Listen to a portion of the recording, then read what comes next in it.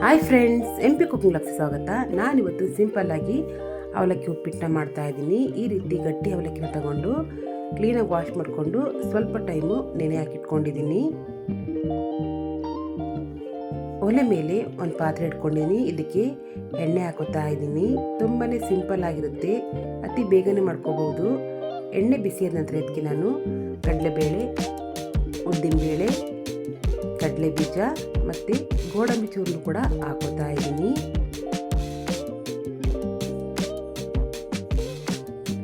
ಇಷ್ಟನ್ನು ಹಾಕ್ಕೊಂಡು ಈ ರೀತಿ ಕ್ರಿಸ್ಪಿ ಆಗೋವರೆಗೂ ಫ್ರೈ ಮಾಡ್ಕೊತಾ ಇದ್ದೀನಿ.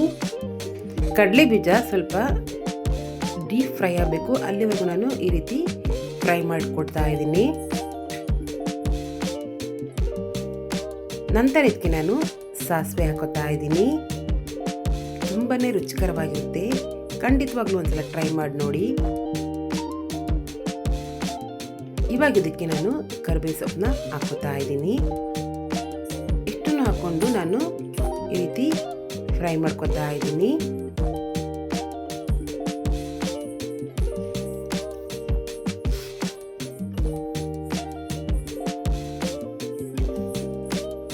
ಇವಾಗ ನಾನು ಈರುಳ್ಳಿ ಹಾಕೋತಾ ಇದ್ದೀನಿ. ಒಂದು ಈರುಳ್ಳಿನ ಈ ರೀತಿ ಉದ್ದುದ್ದಕ್ಕೆ ಕಟ್ ಮಾಡಿಕೊಂಡು ಇದರೊಳಗಡೆ ಸೇರಿಸ್ಕೊತಾ ಇದ್ದೀನಿ. ಇದನ್ನು ಕೂಡ ಫ್ರೈ ಮಾಡ್ಕೊತಾ ಇದ್ದೀನಿ. ನಂತರ ಇದಕ್ಕೆ ನಾನು 3 ಹಸಿಮೆಣಸಿನಕಾಯಿನ ಈ ರೀತಿ ಉದ್ದುದ್ದವಾಗಿ ಕಟ್ ಮಾಡಿಕೊಂಡಿದ್ದೆ, ಅದನ್ನು ಕೂಡ ಸೇರಿಸ್ಕೊತಾ ಇದ್ದೀನಿ. ನಂತರ ಇದಕ್ಕೆ ಟೊಮೊಟೊನ ಹಾಕೋತಾ ಇದ್ದೀನಿ. 1 ಟೊಮೊಟೊನ ಈ ರೀತಿ ಚಿಕ್ಕ ಚಿಕ್ಕಗೆ ಕಟ್ ಮಾಡ್ಕೊಂಡಿದ್ದೆ, ಅದನ್ನು ಕೂಡ ಸೇರಿಸ್ಕೊತಾ ಇದ್ದೀನಿ. ಟೊಮೊಟೊ ಆಪ್ಷನಲ್, ಹಾಕೊಂಡ್ರೆ ತುಂಬಾ ಚೆನ್ನಾಗಿರುತ್ತೆ. ಇಷ್ಟನ್ನೆಲ್ಲ ಸೇರಿಸ್ಕೊಂಡು ಈ ರೀತಿ ನಾನು ಫ್ರೈ ಮಾಡ್ಕೊತಾ ಇದ್ದೀನಿ. ಈರುಳ್ಳಿ ಮತ್ತು ಟೊಮೊಟೊ ಸ್ವಲ್ಪ ಮೆತ್ತಗಬೇಕು, ಅಲ್ಲಿವರೆಗೂ ನಾನು ಫ್ರೈ ಮಾಡ್ಕೊತಾ ಇದ್ದೀನಿ. ಇವಾಗ ಸ್ವಲ್ಪ ಇದಕ್ಕೆ ಅರಿಶಿನ ಪುಡಿನ ಹಾಕೋತಾ ಇದ್ದೀನಿ. ಅರಿಶಿನ ಪುಡಿನ ಜಾಸ್ತಿ ಹಾಕೋಬಾರ್ದು, ಸ್ವಲ್ಪನೇ ಹಾಕ್ಕೊಂಡ್ರೆ ನೋಡೋಕ್ಕೆ ಕಲರ್ ಕೂಡ ಚೆನ್ನಾಗಿರುತ್ತೆ, ಹಾಗೆ ತಿನ್ನೋಕೆ ಕೂಡ ತುಂಬಾ ಸೂಪರ್ ಆಗಿರುತ್ತೆ. ಇವಾಗ ಇದಕ್ಕೆ ರುಚಿಗೆ ತಕ್ಕಷ್ಟು ಉಪ್ಪನ್ನು ಕೂಡ ಸೇರಿಸ್ಕೊತಾ ಇದ್ದೀನಿ. ಈ ಟೈಮಲ್ಲಿ ಉಪ್ಪನ್ನ ಸೇರಿಸ್ಕೊಳ್ಳೋದ್ರಿಂದ ಟೊಮೊಟೊ ಮತ್ತು ಈರುಳ್ಳಿ ತುಂಬ ಬೇಗನೆ ಫ್ರೈ ಆಗುತ್ತೆ.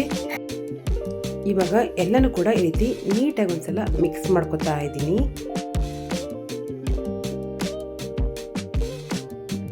ಈ ರೀತಿ ನಾನು ಗೊಜ್ಜು ರೆಡಿ ಮಾಡ್ಕೊಂಡಿದ್ದೀನಿ.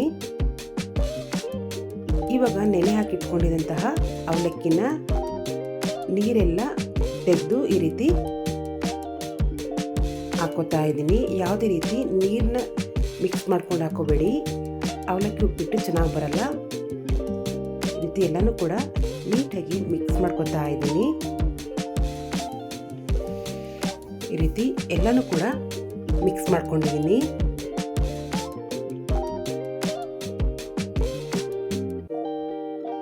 ನಂತರ ಇದಕ್ಕೆ ಕೊತ್ತಂಬರಿ ಸೊಪ್ಪನ್ನು ಕೂಡ ಹಾಕೋತಾ ಇದ್ದೀನಿ. ಇದು ಅತಿ ಕಡಿಮೆ ಸಮಯದಲ್ಲಿ ಸೂಪರ್ ಆಗಿರುವಂತಹ ಅವಲಕ್ಕಿ ಉಪ್ಪಿಟ್ಟನ್ನ ರೆಡಿ ಮಾಡ್ಕೋಬಹುದು. ಈ ರೀತಿ ಎಲ್ಲನೂ ಕೂಡ ನೀಟಾಗಿ ಮಿಕ್ಸ್ ಮಾಡ್ಕೊತಾ ಇದ್ದೀನಿ.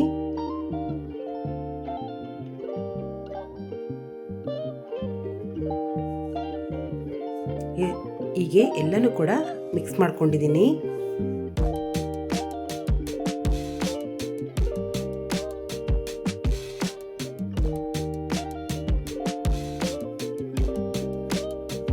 ಉಪ್ಪು ಖಾರ ಎಲ್ಲ ಹಿಡಿಯೋರ್ಗು ರೀತಿ ಮಿಕ್ಸ್ ಮಾಡ್ಕೋಬೇಕು.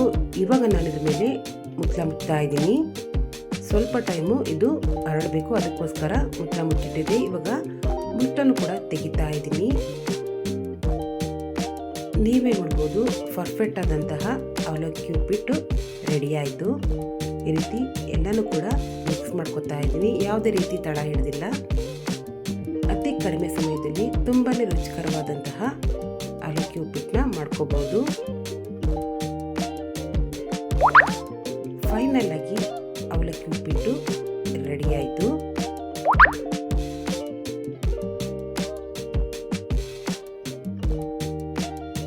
ಇವಾಗ ಇದನ್ನ ಒಂದು ಪ್ಲೇಟಿಗೆ ಸರ್ವ್ ಮಾಡ್ಕೊತಾ ಇದ್ದೀನಿ.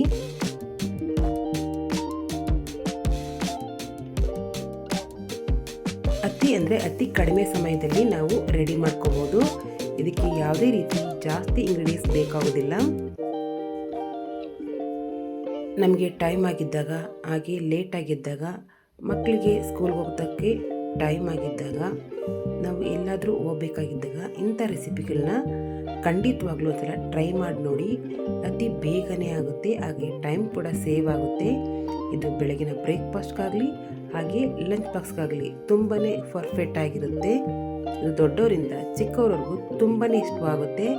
ಹಾಗೆ ಅತಿ ಕಡಿಮೆ ಇಂಗ್ರೀಡಿಯೆಂಟ್ಸಲ್ಲಿ ಸೂಪರ್ ಆದಂತಹ ಅವಲಕ್ಕಿ ಉಪ್ಪಿಟ್ಟನ್ನ ರೆಡಿ ಮಾಡ್ಕೋಬಹುದು.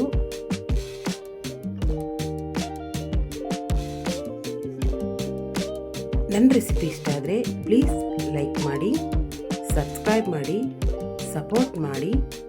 ಪಕ್ಕದಲ್ಲೇ ಕಾಣುವಂತಹ ಬೆಲ್ ಐಕನ್ ಕೂಡ ಪ್ರೆಸ್ ಮಾಡಿ, ಹಾಗೆ ಕಮೆಂಟ್ಸ್ ಕೂಡ ಹಾಕಿ. ನನ್ನ ಇನ್ಸ್ಟಾಗ್ರಾಮ್ ಪೇಜ್ ಕೂಡ ಫಾಲೋ ಮಾಡಿ. Thank you.